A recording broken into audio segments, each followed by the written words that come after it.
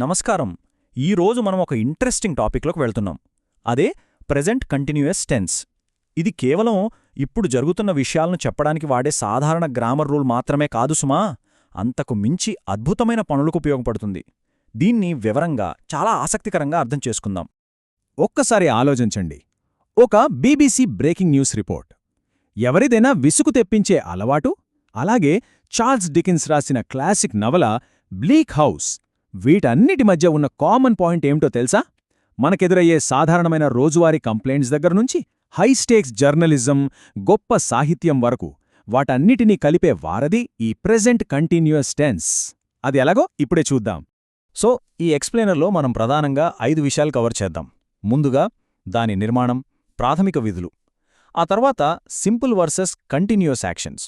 మూడోది spelling rules and exceptions. నాలుగోది passive voice structure. ఫైనల్గా సాహిత్యం మరియు ప్రొఫెషనల్ ఫీల్డ్స్లో దీన్ని ఎలా వాడతారో చూద్దాం. సరే, ముందుగా మొదటి విభాగం, అసలు దీని నిర్మాణం, దాని ప్రాథమిక విధులు ఎలా ఉంటాయో చూద్దాం. ఈ ప్రెజెంట్ కంటిన్యూస్ టెన్స్ ఎలా ఫామ్ అవుతుందంటే చాలా సింపుల్. ఒక సబ్జెక్ట్కి యామ్, ఇజ్ లేదా ఆర్ అనే హెల్పింగ్ వర్బ్ యాడ్ చేసి మెయిన్ వర్బ్కి ఐఎన్జీ కలుపుతాం. ఇక్కడ మనం గుర్తుపెట్టుకోవాల్సిందేంటంటే టు బీ అనే ఆక్సిలరీ వర్బ్ మెయిన్ వర్బ్కి ఒక పర్ఫెక్ట్ అసిస్టెంట్లా పనిచేస్తుందన్నమాట. అది లేకపోతే ఈ స్ట్రక్చరే లేదు. ఈ రూల్ ఎలా అప్లై అవుతుందో ఒకసారి గమనిద్దాం. సబ్జెక్ట్ ఐ అయినప్పుడు యామ్ వాడతాం. అలాగే హీ, షీ, ఇట్ లాంటి థర్డ్ పర్సన్ సింగులర్ వస్తే ఈజ్ వస్తుంది. అదే వి లేదా దే లాంటి ప్లూరల్ సబ్జెక్ట్స్ వచ్చినప్పుడు మాత్రం ఆర్ ఉపయోగిస్తాం. సబ్జెక్ట్కి ఈ హెల్పింగ్ వర్బ్కి మధ్య ఉన్న ఈ చిన్న కనెక్షనే గ్రామర్కి అస్సలైన పునాది. స్ట్రక్చర్ ఏంటో అర్థమైంది కదా? మరి ఇది అసలు ఎక్కడెక్కడ పనిచేస్తుంది? ప్రధానంగా 3 చోట్ల. 1 ఎగ్జాక్ట్గా ఈ క్షణంలో జరుగుతున్న పనుల గురించి చెప్పడానికి. 2 ఈ మధ్యకాలంలో టెంపరరీగా కొనసాగుతున్న పనులకి. 3 ఫ్యూచర్లో పలానా పని చేస్తామని ముందుగానే ప్లాన్ చేసుకున్నప్పుడు. అంటే ఇటు ప్రెజెంట్, అటు ఎక్స్టెండెడ్ ప్రెజెంట్, అలాగే ఖచ్చితంగా జరగబోయే ఫ్యూచర్, ఈ మూడింటినీ ఈ టెన్స్ కవర్ చేస్తుందన్నమాట. అమేజింగ్ కదా? ఇక మన రెండో విభాగానికి వద్దాం. సింపుల్ మరియు కంటిన్యూస్ పనుల మధ్య ఉన్న డిఫరెన్సెస్ ఏంటో డిస్కస్ చేద్దాం.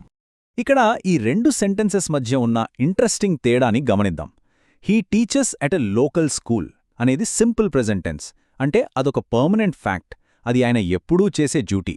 కానీ he is teaching business this week అనగానే అది ప్రెజెంట్ కంటిన్యూస్ అవుతోంది. అంటే ఇది కేవలం ఒక టెంపరరీ సిచ్యువేషన్ అన్నమాట. కేవలం ఈ వారం మాత్రమే ఆయన ఆ సబ్జెక్ట్ చెప్తున్నారు, ఆ తర్వాత మారిపోవచ్చు. ఇంకొక ఎగ్జాంపుల్ చూద్దాం. జనరల్గా ఆల్వేజ్ అనే పదాన్ని సింపుల్ ప్రెజెంట్లో వాడినప్పుడు అదొక నార్మల్ అలవాటు. షీ ఆల్వేజ్ సెండ్స్ టెక్స్ట్స్ అన్నట్లు. కానీ అదే ఆల్వేజ్ని కంటిన్యూయస్ ఫార్మాట్లో పెట్టి she is always sending long texts అన్నామనుకోండి, అది కేవలం ఒక ఫ్యాక్ట్ కాదు. ఎవరైనా పదే పదే ఒకే పని చేస్తుంటే మనకొచ్చే విసుగు లేదా చిరాకును అది ఎక్స్ప్రెస్ చేస్తుంది. జస్ట్ ఒక గ్రామర్ రూల్ మార్చి ఎమోషన్ని ఎంత బాగా కన్వే చేయొచ్చో కదా. నెక్స్ట్ 3వ విభాగం, స్పెల్లింగ్ రూల్స్, ఇంకా అందులో ఉన్న మినహాయింపుల గురించి తెలుసుకుందాం. ఒక పదానికి ఐఎన్జీ చేర్చేటప్పుడు అసలు స్పెల్లింగ్ ఎలా మారుతుంది? ఇక్కడ 3 ప్రధానమైన రూల్సున్నాయి. ఫస్ట్ది, పదం చివర్లో సైలెంట్ ఈ ఉంటే దాన్ని తీసేసి డైరెక్ట్గా ఐఎన్జీ కలుపుతాం. మేక్ కాస్త మేకింగ్ అయినట్టు. సెకండ్ రూల్ ఏంటంటే చివర్లో ఐఈ వస్తే అది వైగా మారిపోతుంది. డై కాస్త డైయింగ్ అవ్వడం లాంటిది. ఇక third most important rule, run లాంటి పదాలకు ఐఎన్జీ చేరినప్పుడు చివరి అక్షరం డబల్ అవుతుంది. ఎందుకంటే షార్ట్ వోవెల్స్ పొరపాటున లాంగ్ వోవెల్స్గా పరకబడకుండా భాష తనను తాను ప్రొటెక్ట్ చేసుకుంటుంది. ఇది నిజంగా బ్రిలియంట్ మెకానిజం కదూ. అయితే ఇక్కడే ఓ చిన్న ట్విస్ట్ ఉంది. అన్ని పదాలకు మనం ఈ ఐఎన్జీ కలపలేము. స్టేటివ్ వర్బ్స్ అంటే స్థిరత్వాన్ని తెలిపే క్రియల గురించి మనం తెలుసుకోవాలి. ఇవి పనులను కాకుండా ఒక స్థితిని, ఫీలింగ్ని లేదా సంబంధాన్ని ఎక్స్ప్రెస్ చేస్తాయి. మనం ఏదైనా తెలుసుకోవడం, ప్రేమించడం లేదా ఓన్ చేసుకోవడం లాంటి ఎమోషనల్, సెన్సరీ పదాలకు జనరల్గా కంటిన్యూస్ ఫార్మాట్ ఉండదు. ఎందుకంటే వాటిలో ముందుకెళ్లే ప్రోగ్రెస్ ఉండదు కాబట్టి. కానీ ఇక్కడే ఇంగ్లీష్ భాషలో ఒక మ్యాజిక్ ఉంది. కొన్ని వర్బ్స్ సిచ్యుయేషన్ని బట్టి మారిపోతాయి. ఫర్ ఎగ్జాంపుల్, థింక్ అనే పదాన్ని తీసుకుందాం. ఐ థింక్ యుర్ రైట్ అనేది ఒక స్థిరమైన ఒపీనియన్, సో ఇక్కడ ఐఎన్జీ రాదు.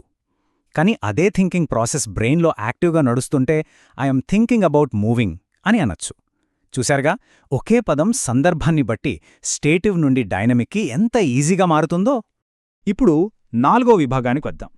చాలా ప్రొఫెషనల్గా ఉపయోగపడే ప్యాసివ్ వాయిస్ స్ట్రక్చర్ గురించి డిస్కస్ చేద్దాం. ఒకసారి ఈ ప్యాసివ్ ఫార్ములాను జాగ్రత్తగా చూద్దాం. ఇందులో బీయింగ్ అనే పదం కొత్తగా వచ్చి చేరింది. ఎప్పుడైతే మనం పని చేస్తున్న వాళ్లకంటే పని యొక్క రిజల్ట్ మీద ఎక్కువ ఫోకస్ చెయ్యాలనుకుంటామో అప్పుడు ఈ స్ట్రక్చర్ వాడతాం. ఈ బీయింగ్ అనేది ఆ పర్టికులర్ పని ఇంకా జరుగుతూనే ఉందని చాలా స్పష్టంగా చెబుతుందన్నమాట. దీన్ని ఒక రియల్ వరల్డ్ ఎగ్జాంపుల్తో చూస్తే ఇంకా బాగా అర్థమవుతుంది. They are renovating the office అన్నామనుకోండి, ఎవరో ఆఫీస్ను రెనోవేట్ చేస్తున్నారు అని అర్థం. కాని కార్పొరేట్ మీటింగ్స్లో లేదా ప్రొఫెషనల్ సెట్టింగ్స్లో ఎవరు చేస్తున్నారు అన్నదానికంటే ఆఫీస్ ముఖ్యం గదా. అందుకే the office is being renovated అని ప్యాసివ్ వాయిస్లో చెప్తాం. కస్టమర్ సర్వీస్ రిపోర్ట్స్లో అయినా, స్టేటస్ అప్డేట్స్లో అయినా ఇలా ప్రెజెంట్ చేయడమే కరెక్ట్ పద్ధతి. ఇక మన ఫైనల్ సెక్షన్ 5వ విభాగానికి చేరుకున్నాం. సాహిత్యంలో అలాగే ప్రొఫెషనల్ ఫీల్డ్స్లో దీన్ని ఎలా అప్లై చేస్తారో చూద్దాం. బీబీసీ న్యూస్ లాంటి ఇంటర్నేషనల్ స్టాండర్డ్ గైడ్స్ అబ్జర్వ్ చేస్తే మనకొక విషయం అర్థమవుతుంది. జర్నలిస్టులు లైవ్ ఈవెంట్స్ కవర్ చేసేటప్పుడు, బ్రేకింగ్ న్యూస్ చెప్పేటప్పుడు లేదా ఏదైనా క్రైసిస్ జరుగుతున్నప్పుడు ఈ కంటిన్యూస్ టెన్స్నే ఎక్కువగా నమ్ముకుంటారు. ఒక సంఘటన మన కళ్ల ముందే జరుగుతోంది అనే ఆ రియల్ టైం ఫీలింగ్ను జనాలకు కనెక్ట్ చేయటానికి జర్నలిజంలో ఇది నిజంగా ఒక పవర్ఫుల్ వెపన్. ఇక లిటరేచర్ విషయానికొస్తే చార్లెస్ డికెన్స్ రాసిన బ్లీక్ హౌస్ నవలలో ఒక అద్భుతమైన లైన్ ఉంటుంది, గమనించండి. Fog creeping, fog lying, fog drooping. Dickens ఇక్కడ ప్రెజెంట్ పార్టిసిపల్స్ వాడటం ద్వారా లండన్ వాతావరణంలోని ఆ దట్టమైన పొగమంచును కేవలం వర్ణించలేదు, మనల్ని ఆ చీకటి వాతావరణంలో ఎప్పటికీ ముగియని ఆ క్షణంలో బంధించేశారు. ఇదండి గ్రామర్ స్ట్రక్చర్కున్న అసలైన పవర్. కేవలం పాత నవలల్లోనే కాదు, మోడర్న్ హిస్టారికల్ బుక్స్లో కూడా దీని ఇంపాక్ట్ ఉంటుంది.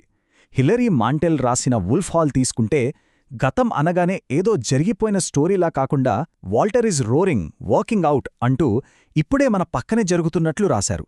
ఆ మాటలు చదువుతుంటే చరిత్ర కూడా ఎంతో యాక్టివ్గా ఒక డేంజరస్ ప్రాసెస్లా మన కళ్ల ముందు ఫ్లాష్ అవుతుంది.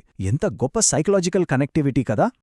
ఈ విశ్లేషణను ముగించే ముందు ఒక చిన్న విషయం గురించి ఆలోచిద్దాం. మన రోజువారీ జీవితంలో మనం కేవలం అలా ఉండిపోతున్నామా, లేదా ప్రతి క్షణం మారుతూ కొత్తగా ఏదో నేర్చుకుంటూ ముందుకు సాగుతున్నామా?